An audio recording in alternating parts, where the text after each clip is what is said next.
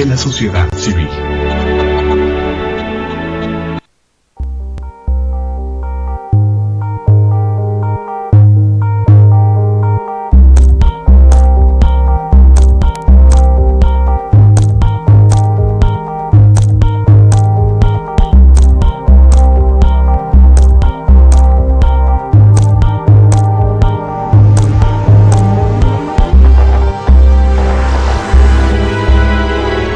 Canal Patrio, voz e imagen de la sociedad civil.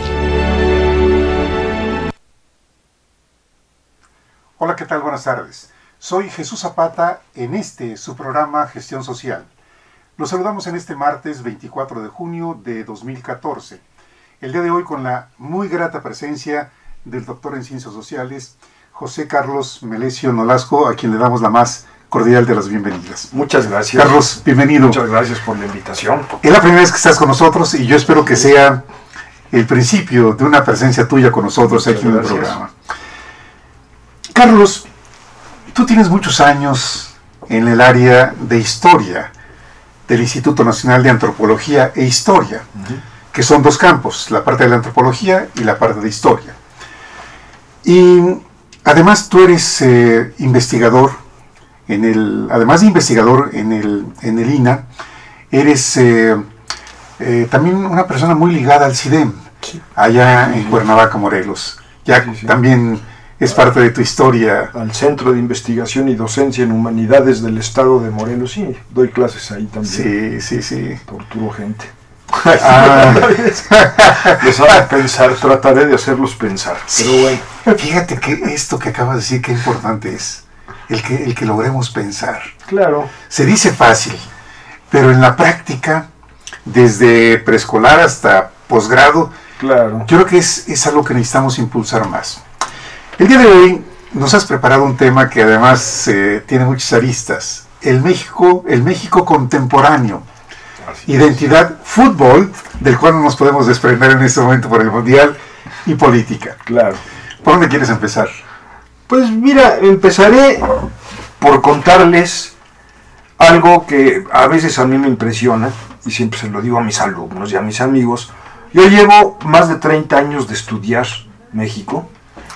He leído un montón de cosas, he escrito varias cosas sobre México y demás, y cada vez lo entiendo menos. ¿Sí? Es decir, cada vez las interrogantes son más grandes. Este país guarda sorpresas, gratas o no gratas y demás, y por supuesto que nos va transformando, ¿no? Ahora, estos temas de identidad, fútbol y política, lo pongo en este momento, no solo porque es el Mundial de Fútbol, etcétera, etcétera, sino además porque hay aspectos que lo dejan a uno pensando. A mí al principio me ponían muy triste, ¿no? Por ejemplo, ver a los fanáticos, una buena cantidad de fanáticos en los estadios brasileños, y gritando con una pasión. Y bueno, estoy seguro, y lo he visto en varios lugares del mundo, aquí, que además están dispuestos a dar su vida por la nación, pero por un juego de fútbol, los hinchas, las porras que les llaman y demás, y eso a veces pues me da tristeza, ¿no? Porque me hubiera gustado ver esa pasión defendiendo cosas más importantes o cosas más, pues más loables, ¿no? Pero también al mismo tiempo me pongo a pensar, y pobre gente, a México le ha ido muy mal desde los últimos, por lo menos, casi 30 años, más de 30 años, nos ha ido re mal, y también pobre gente, pobre mexicanos, ¿sí? Merecen ya un placer, aunque sea ese, ¿no? Es una contradicción entre placer y también enajenación. Pues es a veces necesario un poco de enajenación, pero también pensar en qué se puede hacer el futuro, cómo podemos hacer para arreglar este país realmente, independientemente de la pasión futbolística o no. ¿Sí? ¿Y cómo lo podemos hacer? Reflexionando colectivamente en qué situación está el México hoy en día. ¿Sí? Voy a hablar, cuando hablo de México contemporáneo, yo hablo de una forma de ver la historia. ¿Sí? Es decir, la historia que es la ciencia del tiempo, es el análisis de los tiempos humanos, ¿sí? El objetivo fundamental de la historia contemporánea es entender el aquí y el ahora. Mi objetivo, o sea, no tendría sentido la historia si no es para entendernos aquí y ahora. Para eso tenemos que ir hacia atrás. ¿Qué tan atrás? Depende de lo que estemos viendo, depende del problema, y también ver qué tanto del pasado queda en el presente. ¿Cuánto sobrevive del pasado en el presente? Realmente, haciendo un viaje retrospectivo, podríamos llegar hasta tiempos inmemorables, ¿sí? Es un lugar curioso, es un lugar raro en el mundo, es un lugar en donde se formó una civilización original.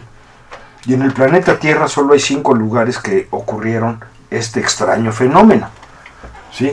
Los voy a decir, no voy a ampliar mucho más, es China, India, el occidente o Europa, la civilización occidental o europea, son las 3 del viejo mundo, y del nuevo mundo nada más la civilización mesoamericana, que casi corresponde a la geografía de México, Sí. y la civilización inca. Son las únicas 5 civilizaciones originales. Entonces esto nos queda algo del pasado en el presente.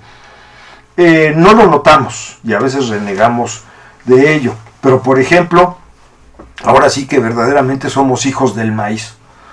O sea, no somos maiceros, toda la civilización. Tienes razón, ese hijo del maíz. Somos hijos del maíz. Efectivamente, ¿no?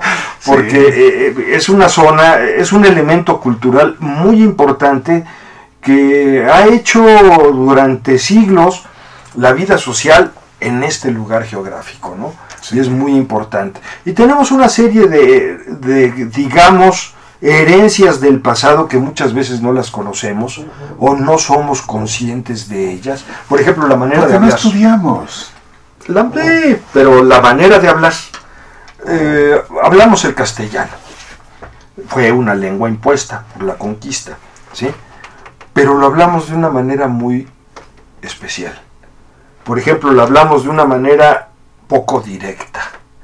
Es decir, cuando nosotros hablamos con un español, hasta nos parece grosero.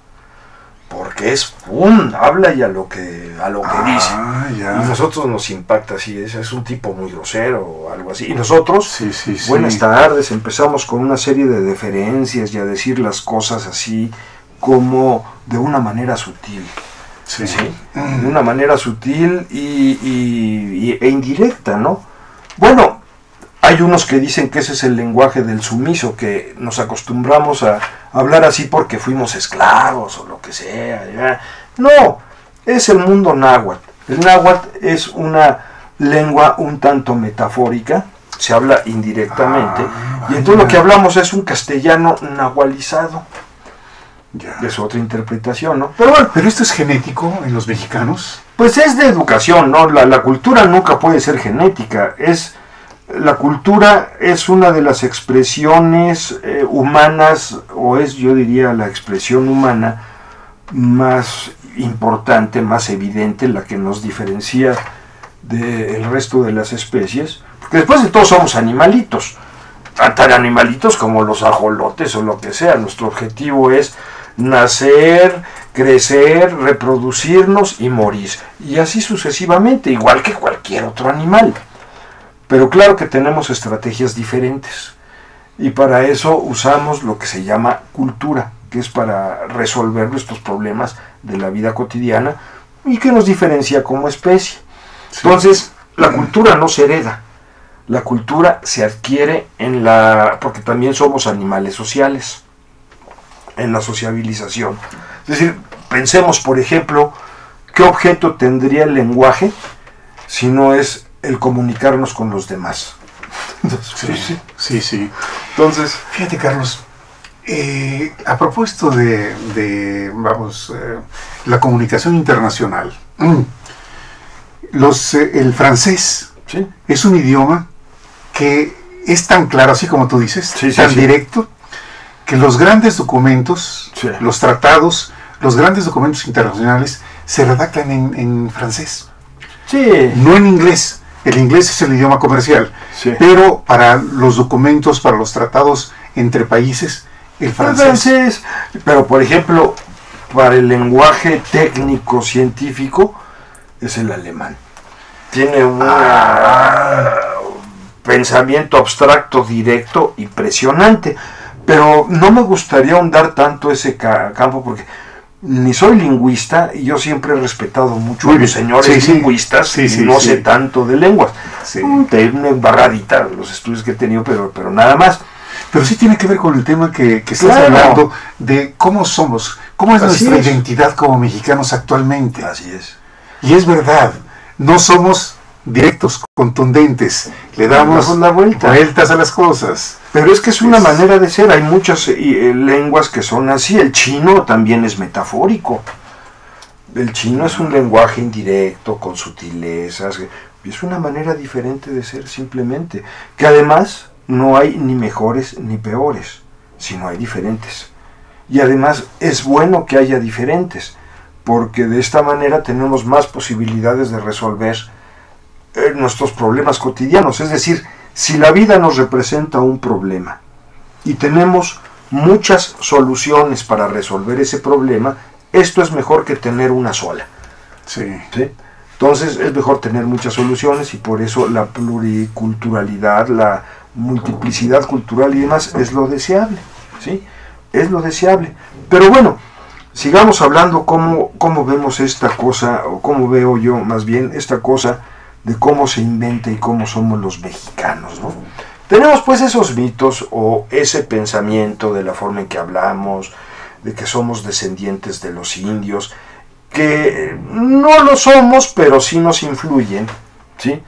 No somos lo que dice, porque el problema es que para la construcción de este país, pues se construyen muchos mitos dentro de la historia, porque además los historiadores positivistas son especialistas en estudiar procesos que tengan un inicio y un fin. Por ejemplo, ¿quién no sabe que la independencia de este país se inicia con un cura trasnochado, que no tenía sueño, en la madrugada del 16 de septiembre, ¿sí? Que no tenía nada que hacer, de repente sale al atrio de una iglesia en el pueblo de Dolores Hidalgo, ¿sí? Y de Dolores, perdón, todavía no era Hidalgo, y empieza a sonar la campana y a llamar a la gente, y empieza la independencia. Y culmina el 21 de septiembre de 1821 con los tratados de Córdoba. Ahí sí no sé a qué hora se firmaron, pero no importa. Pero bueno, la independencia empieza y bueno, no es cierto. De hecho, no se sabe exactamente si existió ese grito. Más bien, los referentes históricos parece ser que no. Este es un mito que se inventa cuando se pone de boga el positivismo y demás, con don Porfirio Díaz, y empiezan a crearse los mitos nacionales, ¿no? Y además le nombraron el padre de la patria, porque todos los mexicanos que nos están viendo, no importa el género que sean, el sexo que sea, la edad que tengan y demás, todos somos hijos de Hidalgo, porque es el padre de la patria. Y bueno, empiezan a formarte esa serie de mitos nacionales que tienen una función, crear el sentimiento de identidad, porque es un país tan diverso, es decir, las diferencias que hay entre las diferentes poblaciones de este país. Muchos de nosotros, la mayoría de nosotros, no somos tan conscientes, pero las vemos. Por ejemplo, ¿qué tiene que ver un bochito yucateco? Que tienen una música muy especial, las jaranas, que se visten de blanco, con unos zapatos de madera, los caites, y que tienen unas tradiciones determinadas relacionadas más con el mundo maya, ¿sí? ¿Y qué tiene que ver ese con un rarámuri de Chihuahua? O con un huasteco tamaulipeco, o con uno del Bajío, un charro del Bajío, ¿sí? Es decir, las diferencias entre todo, y yo un oaxaqueño o un chapaneco, que incluso son muy diferentes, ¿sí? Es decir, las diferencias que puede haber entre un yucateco y uno de Chihuahua pueden ser tan grandes como las puede haber entre un mexicano y un español, o más. ¿Sí? Entonces, bueno, estos mitos crean la idea de que todos somos iguales. ¿Sí? Eso les da cierta justificación los mitos, pero los mitos, cuando crecemos, hay que repensarlos y hay que concientizarlos de otra manera, porque nos afecta no solo en la forma de ser, sino en una serie de problemas que podemos ver en el México de hoy en día, por ejemplo, y que es ni más ni menos, por ejemplo, una crisis de la identidad nacional. En este ¿Crisis país, de la identidad nacional? yo diría que sí, es un país en donde 1.500 mexicanos en promedio, todos los días, se van a vivir a Estados Unidos. 1.500, son 500,000 al año. O sea, 500,000 entre 365 días al año, un poquito menos de 1.500, pero 1.400 Sí, y sí, tantos, pero ponle sí. 1.500. 1.500 mexicanos están abandonando este país y se están yendo a vivir a Estados Unidos. Ese es el promedio de los Con últimos todos los 4 o riesgos, 5 con años. todos los riesgos de pasar Así como es. ilegales. Así es. Entonces están escapándose de este país. Y por otro lado, los que vivimos acá de repente, los vemos sobre todo nuestros hijos y demás, son egresados de alguna escuela, una universidad, lo que sea, y no, para conseguir trabajo realmente es complejo. No consiguen trabajo y mucho menos bien No hay oferta, no hay oferta. Y no solo eso, nuestro nivel de vida está bajando. De 1982 para acá, pues yo creo que ha bajado más de un 80% nuestro nivel de vida. Sí, fíjate. 80%. Yo recuerdo, nosotros nacimos en un ámbito de pobreza. Mi papá era un obrero, Sí, sí. ganaba el salario mínimo. Y nosotros fuimos 10 hijos. Sí. Vivimos 9, sobrevivimos 9. ¿Cómo le hacía mi mamá y mi papá para que alcanzara el dinero, Carlos? No. ¿Cómo le hacían? Bueno, había otros parámetros. Es que es bastante lo que hay que hablar. Es este país, después de la Revolución Mexicana, ¿sí? Sí cambió, no como debió haber cambiado, pero sí hubo ciertos cambios que iban acorde con una serie de cambios en el mundo, que era el mundo de la Guerra Fría. Es decir, un capitalismo no como el salvaje que tenemos ahora, el capitalismo neoliberal, en su vertiente neoliberal, ¿sí? Sino un capitalismo más basado en un cierto nivel de planificación y un cierto nivel de justicia social, es decir, el keynesianismo, después de la posguerra, de la Segunda Guerra Mundial, Sí. sobre todo. Y esto se dio así no porque el capitalismo sea a veces humano, yo no pienso eso, sino que había una amenaza real, que era el socialismo. Los países socialistas liderados por la Unión Soviética y el contexto mundial, ¿no? Entonces, este tipo de capitalismo que se da en el mundo capitalista, mediado por la Guerra Fría y demás, hace que las sociedades sean un poco menos, descarnadas, menos salvajes que en otras épocas, ¿sí? Porque había la amenaza del socialismo y había una serie de acontecimientos mundiales que eso todavía le siguen teniendo mucho miedo. Y bueno, se dio un capitalismo con un rostro menos inhumano, si no es que un poco más humano.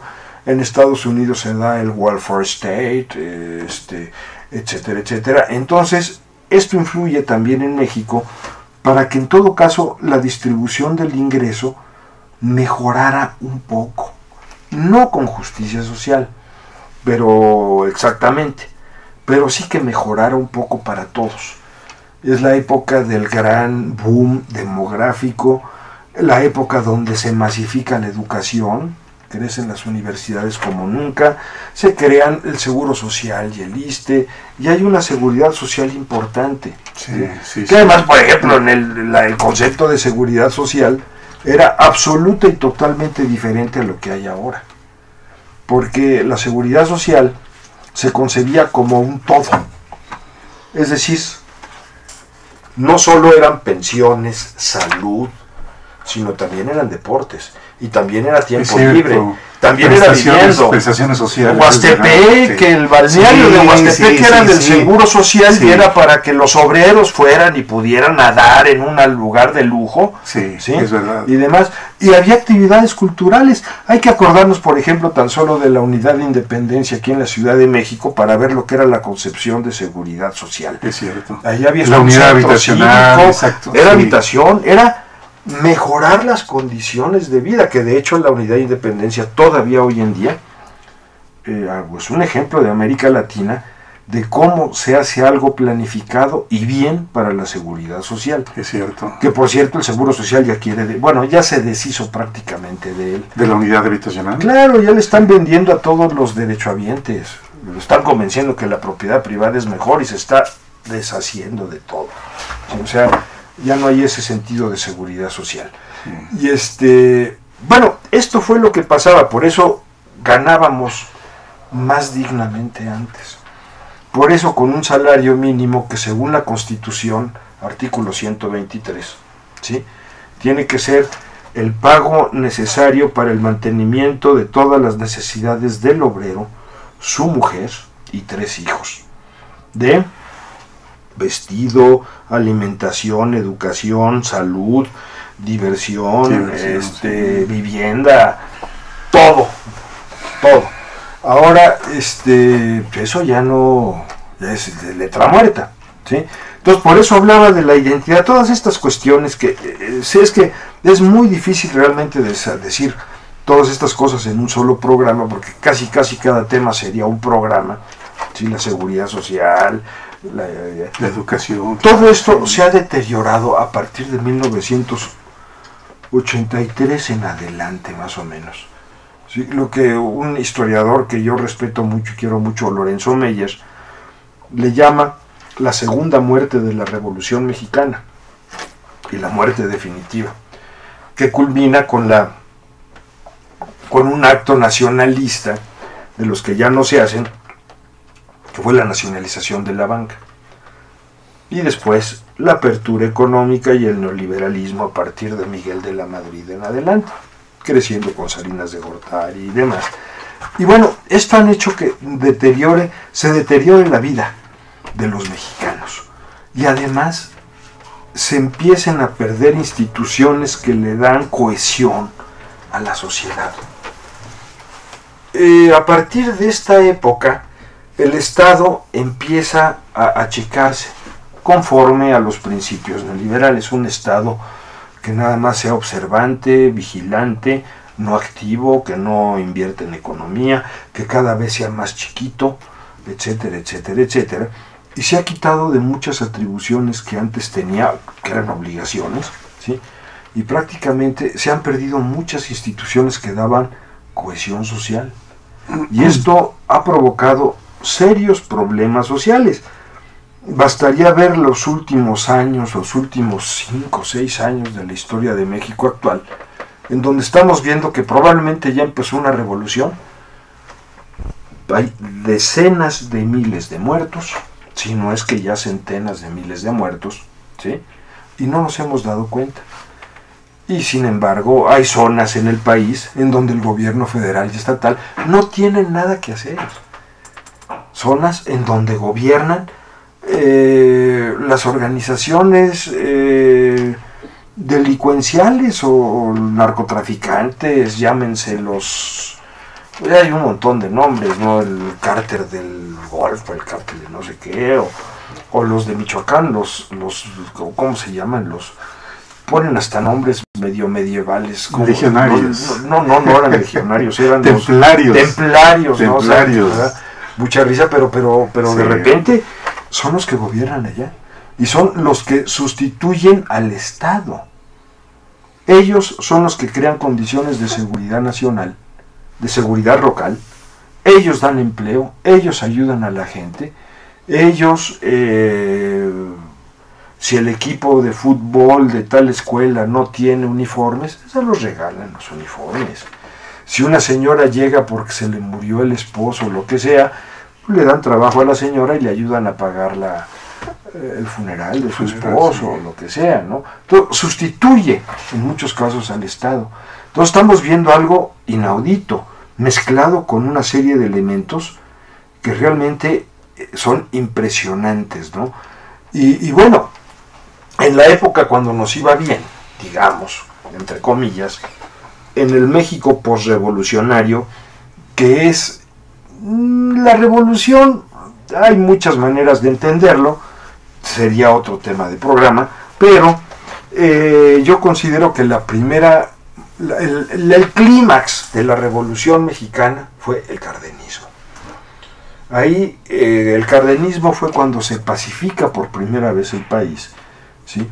Y cuando la mayor parte de las demandas sociales se llevan adelante, el reparto agrario y la política obrera. Sí. Y la política obrera que culmina con la nacionalización del petróleo, de la industria petrolera. Fue por política obrera. Y aquí es el primer fin de la Revolución Mexicana. Después sigue el periodo que los economistas llaman el milagro mexicano, que va de 1940 a 1982, con un promedio anual de crecimiento de alrededor del 6% anual durante 42 años. ¿Sí? México es una cosa en 1940 y es 8 veces casi México en 1982, son 8 Méxicos de 1940, cuando la población crece aproximadamente 3 veces, un poquito más de 3 veces, la economía crece por 8, ¿sí? Es otro México, son otros parámetros, ¿sí? Y ese México, pues era un lugar en donde, si en América Latina y en el contexto de la Guerra Fría, el mundo era muy complejo, estaban las guerras de liberación nacional, las guerras de independencia en África y en Asia, sobre todo en Asia, es cuando se independizan después de la llamada Segunda Guerra Mundial, la India, Irak, Irán, Indochina o Vietnam, China, en 1948 fue la independencia china. Entonces, todas estas independencias en el contexto de la Guerra Fría, ¿sí? México hace que tenga un contexto muy especial, muy liberador, porque también México tiene 2 importancias estratégicas. Uno, somos los primeros vecinos del mundo. Claro. Eso es de las pocas cosas sabias que dijo don Porfirio, pobre México, tan lejos de Dios y tan cerca de los Estados Unidos. Sí. Una cosa, y otra cosa también, ¿sí? Somos los primeros vecinos. Y otra cosa, la Revolución Mexicana fue la primera revolución social del siglo XX mundial.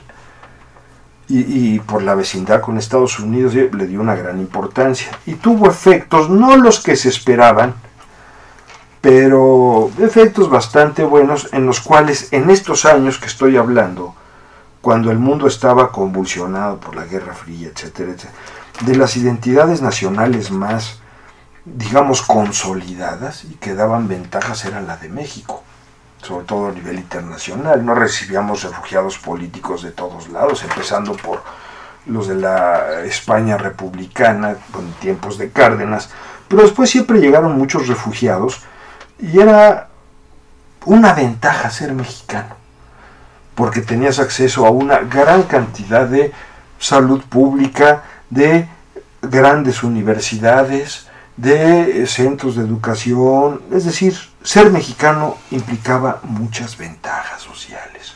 Además, hubo una época en la que México era considerado el hermano mayor de América Latina. Claro. Éramos un símbolo. Claro. Pues hasta nos dieron la Olimpiada en 1968. Sí, que eso fue inaudito. Creo que hasta la fecha no han vuelto a repetir esa aventura de darle la sede de los Juegos Olímpicos a un país tercermundista, ¿no? Sí, es verdad. Sí. Digo, porque se lo dieron a Corea, pero Corea ya es otra cosa, ya son palabras mayores, claro. Tiene una industria nacional muy importante, etcétera, etcétera, ¿no? Sí. A México se lo dieron. Y sí, era otra cosa, y era un orgullo ser mexicano. Pero después de lo que estoy diciendo, el deterioro en las condiciones de vida, la disminución del Estado, que se quitan obligaciones del Estado, el Estado ya, no sé, lo único que va a hacer es cobrar impuestos, porque servicios que nos dé, ya las carreteras ya son particulares, ¿no? Ya el Estado gasta en carreteras para regalárselos en concesión, perdón, sí, a no sé quién para que las explote. Los aeropuertos igual, eso los construye el Estado con dinero que nosotros pusimos, y el que les va a sacar ventaja son privados, y son privados con un muy alto nivel de corrupción, porque por supuesto los gobernantes están bien implicados en estos negocios, ¿sí? Entonces, sí, empiezan a deteriorarse las condiciones de vida, ¿sí? Por ejemplo, en la época de la Guerra Fría y del nacionalismo mexicano, del milagro mexicano, las relaciones México-Estados Unidos eran diferentes. Había un ligero más respeto. México era de los pocos países de América que podía decirle no a los gringos sin llegar al enfrentamiento. Por ejemplo, México nunca rompió relaciones con Cuba, es verdad, tampoco es verdad. con la Unión Soviética. Sí. Y fuimos los primeros en América, excepto Cuba. Cuba es otra historia, pero fuimos los primeros en abrir relaciones con la China de Mao Zedong en 1972, ¿sí? Y así sucesivamente, y no apoyábamos las invasiones norteamericanas. México nunca aprobó la invasión a República Dominicana en 65, y tampoco apoyó los intentos de invasión a la Revolución Cubana en 1961, y tampoco aprobó el golpe de Estado contra Jacobo Arbenz en Guatemala en 1954, y no lo apoyaba México, y nunca apoyó la expulsión de Cuba de la OEA. Y sin embargo, a pesar de eso, esto le daba cierto poder de negociación a México, y tenía una posición con Estados Unidos mucho más sólida que la actual. Prácticamente en esos tiempos, yo me acuerdo cuando yo era niño, 60 y tantos, 70, alguna vez mi padre, que era médico, vivía de las mujeres, era ginecólogo. Era ginecólogo. Ginecobstetra. Entonces, pues cuando íbamos de viaje con él el fin de año a visitar Estados Unidos, casi con su credencial de lista, nos dejaban a pasar a toda la familia. Sí, es cierto. ¿Qué visa? ¿Qué nada? No, hombre, era otra cosa. Fíjate, cuando nosotros éramos estudiantes, las credenciales de la universidad, yo soy egresado de la Universidad Autónoma de San Luis Potosí, era un pedazo de cartulina con la fotografía y el sello de la universidad. Ya. Y con eso pasaba uno a Estados Unidos. Así es. Yo recuerdo que el primer viaje que hicimos a Estados Unidos, unos amigos, éramos 4 amigos. Sí. Viajamos en un carrito Ford Simca, creo que era. Simca, sí. Y fue la época en la que los cohetes, la era espacial, estaba en una efervescencia impresionante. Y San Luis Potosí, la universidad, tiene la carrera de física. Ajá. Y entonces, en un terreno de la universidad en la periferia de la ciudad, se hizo pomposamente le llamaron Cabo Tuna. Cabo Tuna. Para poder lanzar cohetes de prueba. Que el cohete de prueba era un tubo con pólvora. Y era una manera de simbolizar los viajes espaciales. Y en aquel entonces era impresionante la esperanza, la curiosidad, el deseo de ver que el hombre podía llegar hasta la luna. Así es. Y todo esto tiene que ver porque de los 4, 2 de nuestros amigos eran muy creativos en la cuestión de cohetes hechos así, con tubo. Bueno, en aquel entonces fuimos a Empalme. Ajá. Ahí la NASA tenía una estación rastreadora de cohetes. Ahí vamos, los 4 estudiantes, porque íbamos a lanzar un cohete ahí en Guaymas. El presidente municipal nos trató muy bien. En la base de Empalme nos trataron los americanos de una manera increíble. Le pusieron un aparatito para poder seguir el disparo. Y sí lo hicieron los americanos. Bueno, estando ahí dijimos, ¿hasta dónde llegamos? Nos fuimos hasta Nogales. Increíble. Yo no sé si los 4 traíamos identificación, pero nos dejaron pasar a los 4. Claro. Sin ningún problema. Lo que tú dices, la identidad del mexicano en aquel entonces era muy ventajas. Era un orgullo, te daba ventajas sociales, sí, te garantizaba un nivel de vida aceptable. Vamos, la nación es como tu casa. sí, Es el lugar donde tú vives. Y si tu casa es un lugar agradable, acogedor, donde te quieren, donde comes rico, donde tus sábanas están limpias, donde todo está impecable, donde tú te sientes bien, sí, es riquísimo. Pero cuando tú llegas a tu casa y todo está cochino, todo está tirado, las paredes están manchadas, te tratan mal, no hay que comer, eso te causa, ahora sí que sales de tu casa, ¿no? Claro. La nación es igual. Cuando la nación te trata bien, ¿sí? Cuando tú puedes sentirte bien acá y tienes ventajas sociales, el nacionalismo se manifiesta de otra manera. Es cierto. Hoy en día tenemos la tragedia de que es más desventajoso ser mexicano que ventajoso.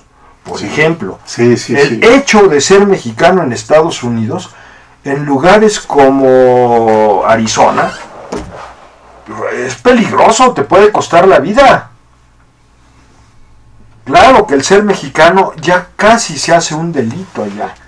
Ya eres una persona de que si tienes cara de nosotros, como nos llaman allá, brownies, greasers o frijolitos beans también, ¿sí? Si nos llaman allá. Si te ven cara de eso, basta con que tengas cara de eso para que un policía te detenga y te exija que te identifiques y demás. ¿Por qué? Por feo, pareces mexicano. Sí, ¿sí? Sí, sí. Pues es un delito ya ser mexicano. Sí. ¿Sí? Y eso, vamos, es un problema. Un gran porcentaje, yo he escrito mucho sobre la frontera norte de México, migrantes y demás. Y bueno, es impresionante, ¿no? Cómo siente un bracero de cualquier lugar del país, originalmente eran del Bajío. A partir de que empezó el programa de braceros en 1942, muchos venían del Bajío, Guanajuato, San Luis Potosí, Michoacán, el Bajío, el mero Bajío, ¿no? De ahí venían. Pero además es un programa muy bien acordado con Estados Unidos. Sí, duró del 42 al 64. Pero y fueron varios, sería otro tema de pláticas porque es muy interesante ese tema, ¿no? Sí. Pero hoy ya van de todos lados. Hoy ya van del DF. Antes eran los campesinos pobretones o los campesinos fregadones que se iban allá a buscar nuevas oportunidades, porque con aquello de la industrialización a toda costa se descuidó mucho el campo. Y bueno, hoy ya van de todos lados. Descuidado el campo. No, el campo ya desapareció. Por favor, a los compañeros que nos están viendo, si ven un campesino por ahí, agárrenlo y diséquenlo, porque es ya de museo, es una especie en alto grado de extinción. De extinción. Sí. Los campesinos están dejando de existir. Ya lo que nos queda son restos, ¿no? Miserables. Mira, estamos hablando de identidad y cómo éramos percibidos los mexicanos después de la Segunda Guerra Mundial hasta, yo creo que los años 60. 70, sí. Todavía con Echeverría. Con Echeverría, yo no defiendo Echeverría, pero hay que reconocer que la política exterior de México en esos tiempos llegó al clímax con Echeverría. Fuimos el líder del tercer mundo. Sí. Cualquier conflicto norte-sur México estaba mediando. Es verdad. Y hicimos la Carta de Derechos y Deberes de las Naciones, una carta que regulaba las relaciones entre norte y sur. Se aprobó, fue iniciativa de México, se aprobó en el Consejo General de la ONU en Nueva York, pero fue vetada por Estados Unidos y demás países, nunca entró en funciones. Y también se iniciaron gestiones en aquellos años, de tratados, digamos, interesantes, como el Tratado de Tlatelolco, la no proliferación, producción, uso y demás de armamento nuclear, que, pues, bueno, el mismo nombre lo dice, el Tratado de Tlatelolco, ¿sí?, promovido por México, que finalmente nos dio nuestro primer premio Nobel de la Paz, el de García Robles, don Alfonso García Robles, que fue el primer premio Nobel de la Paz que tuvo México, creo que fue en 1984. Y fue el primer premio Nobel que México recibe, el de la Paz. Que por cierto, siempre se nos olvida.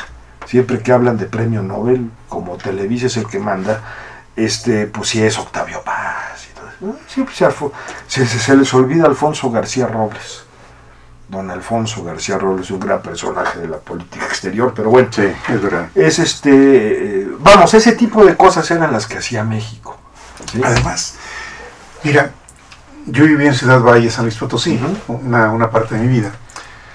En aquellos entonces, después de la Segunda Guerra Mundial, era muy frecuente ver americanos, ¿sí?, por carretera, no únicamente en camión o en avión, ¿no?, manejando sus propios vehículos. Había un ambiente de seguridad, de tranquilidad, sí, para poder cruzar la frontera hacia México e ir, sí, y sentirse bien atendido, claro, por los mexicanos. Cuando la gente consigue trabajos, tiene seguridad, etcétera, etcétera, somos hermanos. No tienen necesidad de robar, no tienen necesidad de desconfiar. Sí, Era un México, todo eso se manifiesta en la vida cotidiana y en la identidad, ¿sí? Hoy se acaba todo eso. Hoy, con aquella ley que se está metiendo a partir del 83-84, de una suerte de darwinismo social, de sálvese el mejor, una especie de selección de especie, es terrible, porque ahorita somos todos contra todos. E insisto, ahorita hay más desventajas que ventajas en el hecho de ser mexicano. Por ejemplo, si eres mexicano tienes un 80% de probabilidades de ser pobre. Y un 60% de probabilidades de ser miserable, no pobre. ¿Cuál es la diferencia entre pobreza y miseria? La pobreza es que tu ingreso no alcanza a satisfacer todas tus necesidades. Siempre habrá... Pero si te alcanza para poder vivir bajo un techo y comer. ¿No? Pero miseria es que no te alcanza ni para comer. Y el 60% de los mexicanos son miserables. Somos miserables, es cierto, sí. Y el 80% pobres, tienen alguna carencia. Entonces ya tiene ciertas desventajas el hecho de ser mexicano. Más de un 80% de posibilidades de que no te den visa para entrar a Estados Unidos. Cierto. Ni a Canadá. ¿Por qué? Porque eres menos mexicano. A Canadá. Sí. Y bueno, estos personajes que yo estaba tratando de hablar, los que van a ser norte, muchas veces se dan cuenta que son mexicanos cuando tratan de cruzar la frontera. Y que no los dejan. ¿Por qué? Porque son mexicanos.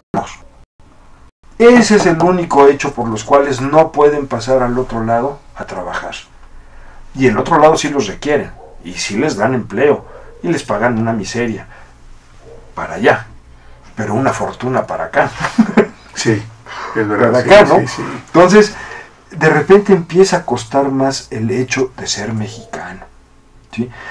Y bueno, todo esto era para ver cómo podríamos ver la identidad en estas condiciones, ¿sí?, que es un problema, y combinado con los efectos políticos, ahorita se están aprobando una serie de medidas importantísimas, trascendentales, se está acabando con los pilares de la identidad nacional mexicana, el nacionalismo mexicano.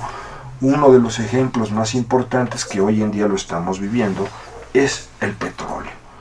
El petróleo no solo fue económicamente conveniente hacerlo, sino es el clímax de la dignidad de México ante el mundo. Nuestros recursos los explotamos y van a ser a beneficio de nosotros. Y es todo un símbolo. Y ahorita, hoy en día, ya lo poco que nos quedaba de lo que hemos estado hablando en esta charla, del deterioro de las condiciones de vida y demás que te afectan a tu identidad, ahora también van a quitar el petróleo. Ahora también están regalándole al petróleo a las compañías extranjeras. Lo van a cubrir, van a decir de que no, que van a hacer, que el Estado va a tener ¿cómo se llama? El bastón de mando o algo así, pero no es cierto. No es cierto, eso se ha probado cuando las compañías extranjeras llegan a obtener este tipo de recursos. Ya no lo sueltan y son ellos los que mandan. Y esto es un símbolo nacional importantísimo. Lo están quitando, ¿sí? Entonces, realmente me preocupa mucho el futuro de este país, ¿no? De repente sí te recuerdas cosas importantes, lindas. Sí, en los 70s todavía México fue capital de América Latina, cuando en América Latina estaban gobernados por dictaduras militares apoyadas por Estados Unidos, con la persecución contra el comunismo y demás, y sobre todo el golpe de Estado contra Salvador Allende en Chile, en nuestro 11 de septiembre, porque ese es nuestro 11 de septiembre de 1973, ¿sí? Ese golpe de Estado, y donde México le abre la puerta a lo mejor de América Latina, una impresionante cantidad de trabajadores intelectuales y demás que llegaron aquí a México, enriquecieron la vida de este país. Y también les dimos acogida, ¿sí? Y muy bien. Y hasta esa época se había creado la penúltima universidad pública. 1974, la Universidad Autónoma Metropolitana había sido la última universidad pública que se creó. Ahorita ya hubo otra, que por cierto no la quieren y le están causando todos los problemas, la Autónoma de la Ciudad de México, sí, que es la última universidad pública que se ha abierto porque se quiere privatizar todo. Ya, el gobierno quiere deshacerse de la educación y de una vez que todo lo controle el TEC de Monterrey, o a ver quién, con una muy cuestionable calidad educativa, ¿sí? No tienen el área de humanidades, no tienen filosofía, no tienen una serie de cosas muy importantes, y el pensamiento científico realmente tampoco, son, como su nombre lo indica, tecnológicos, ¿sí? Sí. Pero bueno, la cuestión es que todo esto está afectando la manera de ser. Eso de que no sé si ahorita que vaya a salir aquí me van a asaltar, me van a secuestrar. Por supuesto, a las 11, 12 de la noche salir de tu casa es... claro. Hay zonas más riesgosas que otras, pero vamos, es peligroso ir la noche de este país, ¿sí? Y hubo momentos en que no lo era. De repente surge, me acuerdo del terremoto del 85, septiembre del 85, fue impresionante. Este monstruo, esta ciudad, esta gran ciudad, esta gigantesca ciudad, que todo el mundo llegábamos con miedo. Bueno, estábamos con miedo, ¿no? Sobre que te vayan a asaltar, y que si subes al metro te roban la cartera y no sé qué. Pero fíjate, en aquel entonces se hablaba de los carteristas, los dedos de seda, los que te sacaban la cartera y que te quedaban los carteras. Teníamos miedo de eso, ¿no? Pero con el terremoto, bueno, yo con el terremoto volví a creer en México. Por la solidaridad. Por la solidaridad. La gente, sí. Vamos, en Estados Unidos, que se dicen civilizados y demás, en los años 60, cuando se fue la luz, el apagón de Nueva York y demás, ¿qué fue lo primero que hicieron buena parte de la población de neoyorquinos? Asaltar las tiendas, vaciar las tiendas públicas, ¿no? Las tiendas, no públicas, sino las tiendas comerciales, ¿no? O sea, a sacar todo lo que se pueda. Y aquí en México no. Fue una situación de tragedia, y lo primero que se le ocurría a la gente de la ciudad, que por cierto la gente de la ciudad es la gente de todo México, porque esta capital que es de todos, me fascina que mi ciudad de México sea de todo México. Aquí en esta ciudad está la gente de Aguascalientes, de Zacatecas, de Chihuahua, de Chiapas, de San Luis Potosí, de Veracruz, y qué bueno, esta es su ciudad. Vamos, creo que ningún gobernante de la Ciudad de México ha sido chilango, ¿verdad? Y me siento muy orgulloso por eso, está muy bien. Esta ciudad es de la nación, es de todo mundo. Ha habido hasta un tabasqueño y un michoacano y un...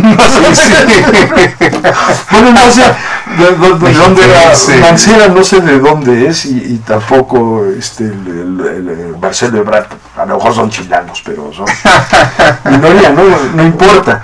De todos modos, esta ciudad, ¿sí?, se humanizó de una manera impresionante. Yo me acuerdo que anduve de rescatista como muchas gentes, no porque yo sea algo especial, sino porque todo el mundo nos dedicábamos a eso. Sí.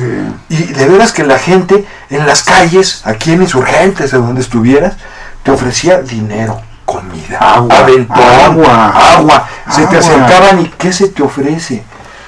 Impresionante, este gran monstruo, imagínenselo así, de ¿en qué te puedo ayudar? Fíjate cómo ahí sí. Y no hubo asaltos de Sambors ni asaltos de tiendas, a nadie se le ocurría robar. Sí, ni en queríamos salvar vidas, meternos a las casas derruidas, a los edificios derruidos, a ver a quién salvamos. Ahí volví a creer en México. Ese es el México que quiero rescatar. No por el terremoto, sino por el sentimiento de solidaridad, ¿sí?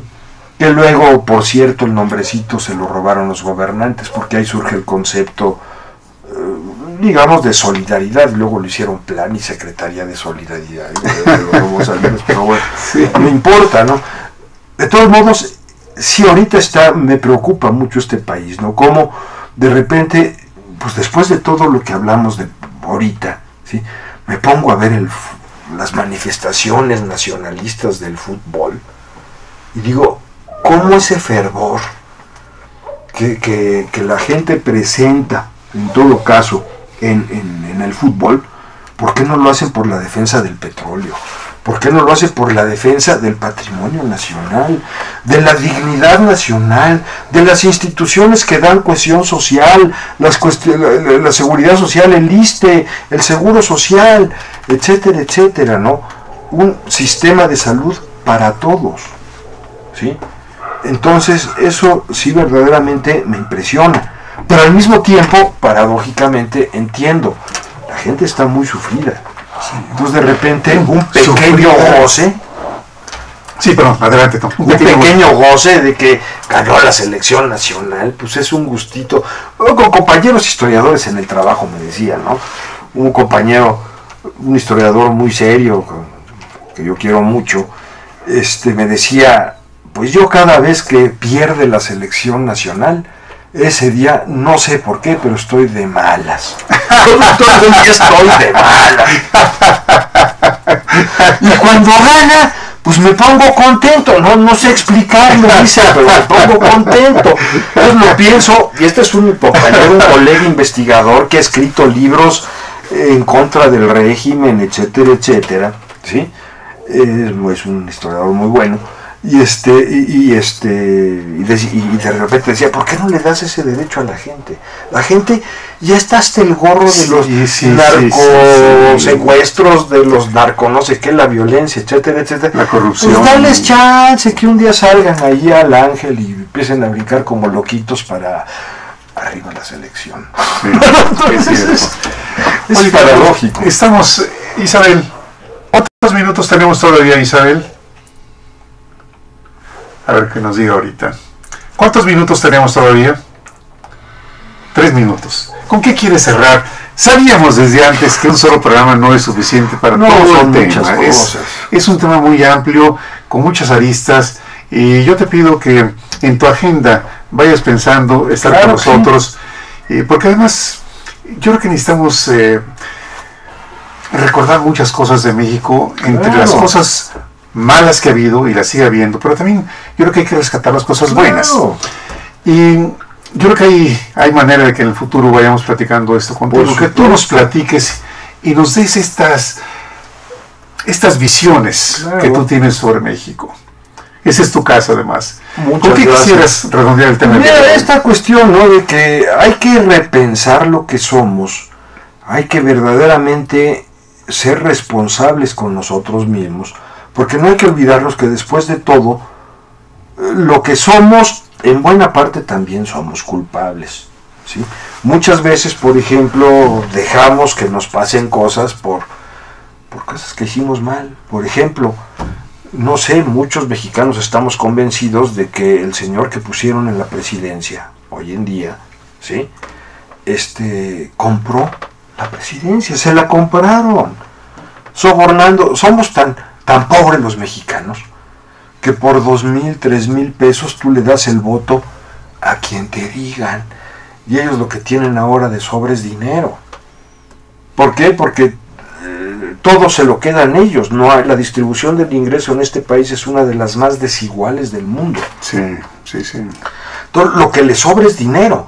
Entonces ahorita no ganaron las elecciones, las compraron con complicidades y demás, y las anteriores fue un fraude electoral clarísimo, hay muchas evidencias y demás, y bueno, después de todo también eso es nuestra culpa.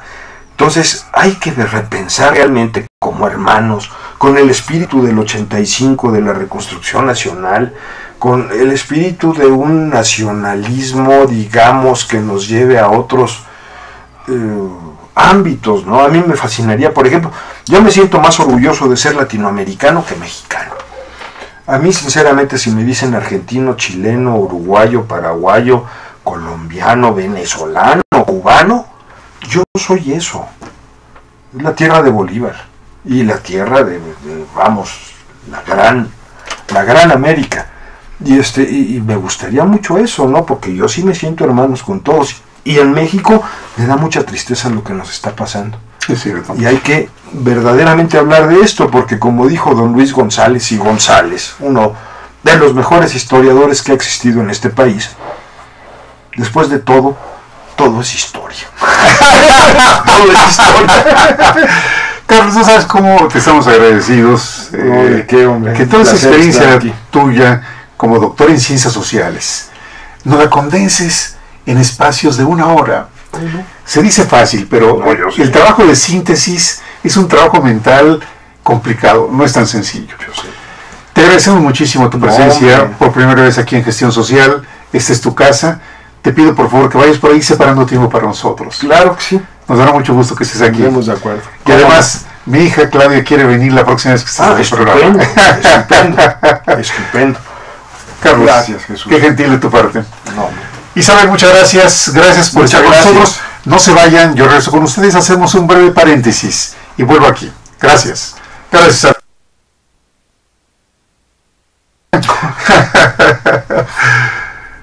Sí, es que ahora en la siguiente...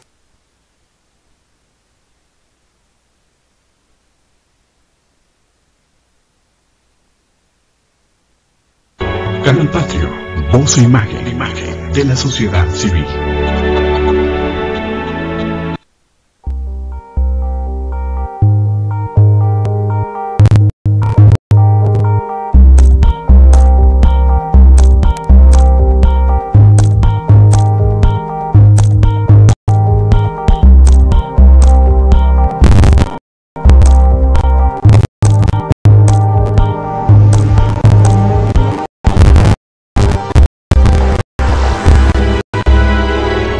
Canal Patrio, voz e imagen de la sociedad civil.